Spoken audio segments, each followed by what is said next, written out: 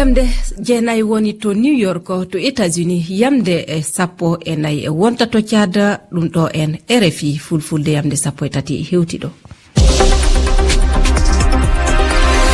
Rama Diallo. E toɓɓe mawɗe kibaruji ɗi hande ñalowma jewte puɗɗuɗe to New York États-Unis talatare ana jokki hande alarba o caggal konnguli hooreɓe Afrique yoga nanaɓe hono Macky Sall mo Sénégal adinaɗo kawtal leyɗe Afrique ngaranade Afrique darde mawde li aduna Umaru Sisoko Embalo waltuɗo dow Guinée e Mali jogola laamuɗe leyɗe yoga ana keɗa hande du faade fannuji kewɗi woɗi du e nden jonde caggande Emmanuel Macron laamiɗo France yamiri leyɗe aduna jalta caggal Russie e nde hamde dow Ukraine Vladimir Poutine kanko hoorejo Russie kanko waɗi noddando e ɓiɓɓe leydi makko hande hawde Ukraine imo yeli ujunaji temedde tato andanɓe ɗe golle ɓeyda kono Russie tigade kaɓolɗe woɗi du e janto Tchad toon ene wadde waccitama na e hen seppude hande hullude kasine mette mabɓe e jogola laamu faddewu e iritollaji ko won waɗede ɓiɓɓe leydi ndi seppo ngo ana won waɗude na mbiyen sippoji ɗi ana jokki wakkati kaldal koreji Tchad won e laƴude caggande yoga ɓolti e jewte e gonɗe jokkude toon. On calminama e kibaruji ñalowma ɗiɗo RFI fulfulde nde jonde e mawde wonno ONU wonde joni nde jokkude toon to États-Unis nde jonde fuɗɗude kenga talata ana jokka hande du hooreɓe hewɓe Afrique ana tawa toon e ley majjum ana sarta jonde heltanande waɗede hakkude leyɗe CEDEAO ɗo e timmode yontere nde ɓe jewte tawete ndelle ko waltata e kabaru Mali e Guinée jogola laamu no wondi toon en ɗe jewte du kabaru nangere jogola konunkoɓe kudwara e Mali ɗum du waltan ɗon keɗoɗen ɗo Umaru Sisoko Embalo hoorejo Guinée e Bissau ardiɗo fedde CEDEAO e fandu haala Mariel Pierreman Abdoulaye Diko ana filta konnguli ɗi kanko e Moussa Oumarou Baren keɗo. C'est le premier sommet qu'on va faire depuis. Nde wonata jonde arandere fedde nde gilla ardinami min ƴewtan kabaru Guinée e Mali sabu tiɗalla wala e kabaru Burkina Faso ndi leydi ana jaɓi sartiji fedde nde ana jokki du e lawol les calendriers en particulier. Mais il semble quand même qu'il y a un troisième dossier. Toɓɓere wonde du ana e nde jonde nangere konun koɓe Côte d'Ivoire to Mali. Et cette question sera quand même abordée. Évidemment qu'on va discuter ces sujets aussi. non de toɓɓere yewtete jaati e miijo am ɓe gana mercenaire en hecci hankin tan e nani ardiɗo ONU holliti ɓe gana mercenaire en so min wonno ardiɗo Mali mi yoppitan ɓe konunkoɓe 49 e jeenayi 49 soldats. Il semble que le pays e nder ɗe leyɗe ɗe konunkoɓe ardi poɗodiral ngal to Guinée ɓuri mawnude onon on mbi duuɓi ɗiɗi kamɓe ɓe mbi duuɓi tati. on a un blocage complet. Non, pas de blocage. poɗodiral wala mi miilal ardiɓe Guinée mbi duuɓi tati mi nanali ɗum 36 mois. ɓe mbi lebbi 36 Non, ça je pense. ala rafi famo woni ɗon ɗum jamnaki CEDEAO jaɓata ɗum haaldatake ɗum. Ça veut dire que si neno so ardiɓe ciini duuɓi tati jukkoje gaɗan Absolument. Lourde sanction même. sikke fuu wala hen jukkoje nawɗe du min jaɓata ɗum gotel an selli CEDEAO haaldatake lebbi 36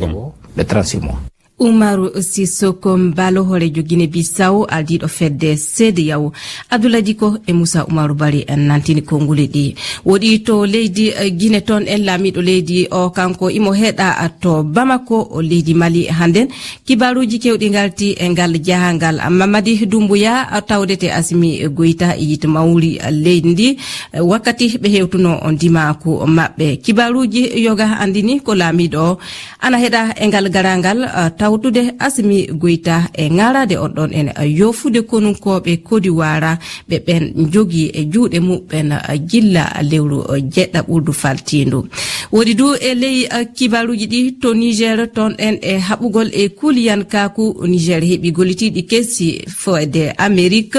ɗum o humpiti kenga jagorgal kalfinagal kono leydi ndi o ndelle ɓe keeɓi o balla uma do millionji 13 kalisi dollar ayka miliyariji jetati ɗon ko yowi joyi sefa ɗuwono alkasum hindatu joom jogorɗo fa hannden gollidan hakkunde leydi Niger e leyɗe janane humpiti wiide tan gollidan lobban ana wona hakkunde Niger e Amérique faade konunkaku tawde fa hannden e gollidan to laamu lobbo ayo e kibaruji ɗi fa joni to Niger toon feruɓe fonde 669 ngalti to Niger ɓe ferɓe e ƴeyaɓe e leyɗe Afrique ngaruɗe sappo naatino to leydi Algérie fadde maɓɓe runnede to leydi Niger suɓɓire muɗum ɓe en dillunoɓe taw ko ɓe porñama e koyɗe wonno ko ɓe ngalti to ceerol Niger e Algérie ayo e fa joni ɗin kibaruji du jaharan en to leydi Nigeria wiide ko tabba kaɗaka mbiyete ka kokain aɗa won e yilade leydi ndi ko ɓuri ton e feccere wonno ko policier leydi ndi nangi to Lagos e leyɗe ñalaɗe ɗum ɗo en ɗuuɗe fi muɓɓen ji'a kano tafen to Nigeria yaw sifto gembo fedde konore haala sippal walla yeyo leɗɗe kaɗaɗe nde NDLEA ha lesdi Nigeria wi nangi lekki koken ɗutki sanne ba makki meeɗa e nangego ha lesdi ndin kiteddenga mun hewti tonji million go e ujune temeɗɗe joetati ɗum andini bo dow ceede maki waɗan $2 million temeɗɗe ɗiɗi e capanɗe joeɗiɗi e joetati lekki kokenkin heɓtama ha sigorde wonde nder fattude Ikorodu nder gallure Lagos ha fombinare lesdi ndin fedde NDLEA nden famtini dow yimɓe jowo nangama dow haala kan to ɗum tawi nayo nder maɓɓe fuu ɗum Nigeria en nden goto ɗum ɓiɗɗo lesdi janandi kadi ma fedde nden andini dow yimɓe nangaɓe ɓen ɗon no tasko soranki yiɗɓe sodi ko lekki kin ha nder runde Europe e Asia e ma nder nokkuje goɗɗe nder duniyaru ndu jagorɗo fedde NDLEA nden Brigadier General Mohammed Buba Marwa mani golloɓe fedde nden e tinare nde ɓe gaɗi dow haala nangol lekki kin kanko bo ardiɗo Nigeria Muhammadu Buhari o mani General Buba Marwa sanne dow darde nde o dari dow haala honugo sippal leɗɗe kaɗaɗe yeruma jalorgal keɓagal joni ha nanguki lekki koken ɗutki sanne ha Lagos ya'u siwto gembu jalingo RFI ɗo leydi Sénégal Barthélémy Diaz o etanama libbi 6 kasu ñamlaɗi 17 ko rewi e nde ñawore hono bonora na mbiyen mayde suka ko waɗuno ton en to Sacré-Cœur Mermoz ton en wakkati o tawano o maire ngo wuro Barthélémy Diaz o kasatake sabu o ñamino o kasu makko e ko falti ɗum o humpitama hande e ley kibaruji ɗi to Tchad ton en walde wakkitama na won e majade handen e asay warore ton en nde walde lundinde e laamu ana holla du mette muɗum e ko haɓɓude jogola laamu ngu e fanetiɗormaji kewɗi gonɗi e ɓiɓɓe leydi ndi ndelle ɗi seppoji du ana gon e waɗude wakkati leydi ndi won e yewtidinde e koreji muɗum yitude portal fadde wotteji ɗo en keɗoto Max Loalgar kanko horejo walde wakkitama imo walta sabu o wi dabaleji fuu kantoken sey ɓiɓɓe leydi ndi jiitana koye muɓen dabare tabitinɗo joni en keɗo. Vous savez, les libertés fondamentales ne sont nullement liées à... Min laari neɗɗakuji amin ɗo meme ngam ha ñalɗe saliɗe ɗo min waɗani ministére suklaniga neɗɗaku himɓe yami ɗiɗi ngam yiilugo dow laabi holla suno amin to ɓe sali yerdango amin ɗum ɓe wi amin wala ƴamol irin ngol ɗo ngol ministére jaɓata dow man on kadi min aybiniɓe aybe manga masine ɗum yawugo isiyejo mo walli amin windugo ɗereji majum ngam na ɗum ɓingel johayel sakko salare nde ɗo hokki ɗerewol ngol isiye majum windi ngam hollitigo aybe nde ɓe waɗi ɗum hokki ɗerewol ngol sembe kadi ngam man min ɗowni jamare ha 21 be 24 ɓe wurta ɓe daktina jimo maɓɓe. S'il ne devrait pas être une république démocratique. ko nguli kewi nanede kenga to kawritana fedde ONU ton en Emmanuel Macron aldiɗo leydi France o waltede hamde wonde hakkunde Russie e Ukraine e leyɗon o wi'i ta yimɓe jokku Russie e ko weli ɗum ɗo en ceerno Mudumba ana filtana en ko nguli makko en keɗo. La Russie doit maintenant entendre hani ka Russie nana wonde ɓe wawata gollirde yoga e faaleji maɓɓe e dow dole militaire hay si tawi ɓe rewu e ko nanditata e wote suɓgo ma référendum e nder ngaluje bombardaɗe jaɓita yo tawaɓe ka salndu kippundu ndenagu aduna ɓangin ɗum dow no laaɓiri. Emmanuel Macron horejo leydi France caggal ɗum Vladimir Putin horejo Russie ana yamiri koreji leydi ndi ɓanta a kaɓoɗe wallude konunkoɓe muɓɓe. Yamde 13 silimaji 10 ɗum wonɗo RFI fulfulde en jaan humpitade ko winda e jayndeji salminde Abdoulaye Dicko. Ko winda e jayndeji. Abdoulaye Dicko a salminama. Mi salminima Rama Diallo, mi salmini kamɓe heeɗiɓe RFI fulfulde kala hen ɗoɓe tawa. Abdoulaye ko nanatta en e kibaruji jayndeji. Jonde mawde fedde mawde addunaare ndu golleji muɗum soobey puɗɗi talatare kengen jayndeji kewɗi garti e kabaru majjum. Abdoulaye tiiɗallaji cewɗi kollama toon.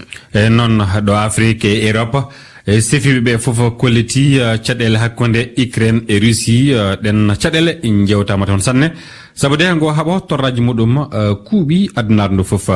e wi jeyde libération Emmanuel Macron ana daali e leyɗe ɗe e feccagol leyɗe addunaare ndu e alhaaliji mawɗi ɗiɗi e wi makko leyɗe ɗe fof kala hen ɗe tawdaka e toñangue kala ɗe jiiɗa toñangue fo ana kaani hollude mette mum en e jangu mo Russie waɗi fewde e ndi leydi Ukraine e wi makko kala ɗo hono leydi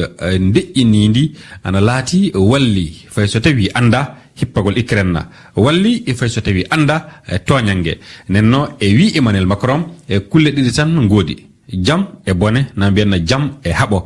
suɓade gotel hakkunde ɗeɗo ɗiɗi ana newna ana newi fasanne e wi makko kanko hoorejo leydi France e wi jeyna mondo seeɗa tan hono fadde hoorejo France sefade e tawi hono diwi Ukraine ɗe konu Russie ɓamtiɗe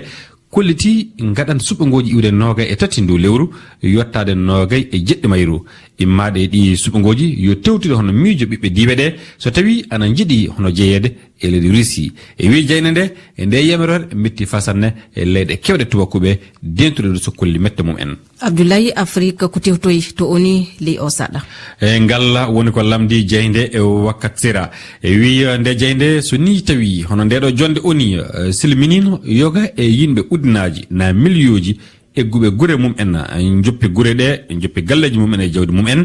e saabe du hono rafi ndenagu ɓen yimɓe daro janto no saara mum en mbarɗa ɓiɓɓe mum en e kala hono torra ka kolla e torra rafi ndenagu o torra ilameji e torraji kurɗi goɗɗi sikke wala hen e wi wakkati sera ɓen ɗon kollitanno ɓe ngala hono ko ɓe ñaami ɓe ngala du ɗo ɓe mbaali e wi wakkati sera heɗade ɓen ɗon seede en e wallude no ɗin torraji timmiri Afrique ɗum ɓurno nafa illa eno jonde nde wurde joni ni. Abdoulaye Tammo makki sifinoken ɓolu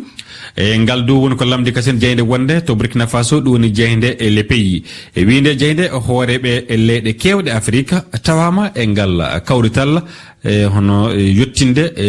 yela e yiɗi ɓiɓɓe Afrique ngal kawrital e wakkati mo tiɗal mo fitnaji to Ukraine jaali hakkillaji e leyɗe tubakoɓe ɗe foof e wi jeyne nde ɗum saabi ngal lamdagal tamma kongi na hono tiɗallaji na mbiyana jati wembere Afrique ana heɗe e sakko fa nangue e ndeɗo jonde ɗum woni ko wi jeyne nde ɗe jokkine wiide nde miilali ɗum tawre noon. A jarama Abdoulaye Dicko.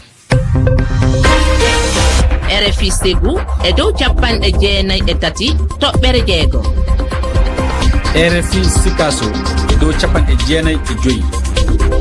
RFI Mopti e dow 97 toɓɓere jeeɗiɗi. RFI Garoua e dow 104 toɓɓere jeetati. RFI Maroua e dow 101 toɓɓere jeegom. On jarama sakiraɓe keɗaɗe moɗon lobbe ɗo RFI fulfulde jonin Moussa Oumarou Bari a salminama. Mi salminima Rama Diallo, mi salmini heɗiyankoɓe RFI fulfulde ɗon mbawi wonde kala e nder adunaru ndu. Moussa ko won e toɓɓere on tottama konngol. Rama Diallo e ñalawma hande o en kalate alhaali leydi Tchad e woppere golle o mo ganduɗa ko jagorɗo leydi Tchad kalfinaɗo jokkodira leydi ndi e leyɗe janane hono Chérif Mahamad Zen holli woppere golle ina wayno tawde woppere yowiti koye tikkere e saaha nde leydi ndi woni e e jonde gendire ngam beldal hakkunde ɓiɓɓe lendi ina sumgo juɓɓinira hayso tawi jonde nde hay hunde taw heɓani hen ko laati walla hay hunde heɓani taw ko wonno fanara nden ɗon jonde Rama Diallo. Woɗi Moussa ɗum ɗo wonno ko won saɗɗa majjum hande jaatina walde wakkitama kamɗo ana holli yaltude holla mette muɗum hande iɓe mbi e kasinde asay e tawti kasine ɗum wonno seedugon to laamu o jagoɗo ittiɗo ɗon mbiɗo walana golle laamu leydi Tchad kasine ɗum ɗo en fuu wonno ko jewtoton o hono o kaldal hakkude ɓiɓɓe leydi ndi jokkirta caggal ɗum ɗo joni ɗo RFI fulfulde on beltanama on jarama sanne sanne.